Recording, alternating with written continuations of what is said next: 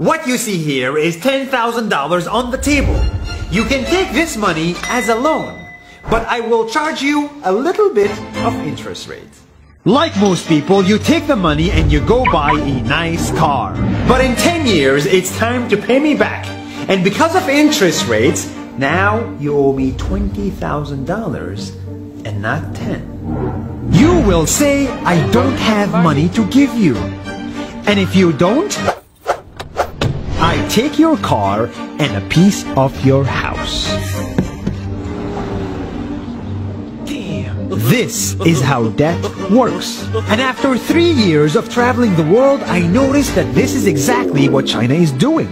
For example, take the small island nation of Sri Lanka.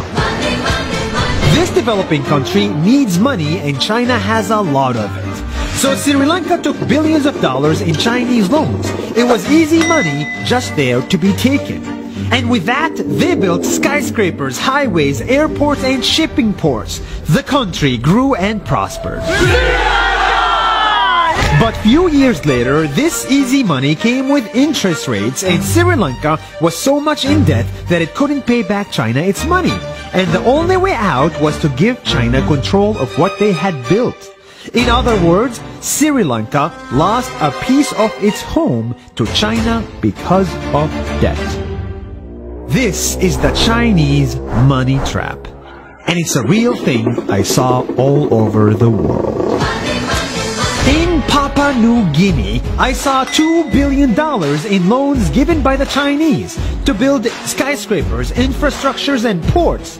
But there is no way this remote developing country can pay it back or its interest rate. And the only way out is to give China control of the country. In the Maldives, Pakistan, Malaysia, Laos, Kazakhstan, Mongolia, Egypt, Kenya, and South Africa,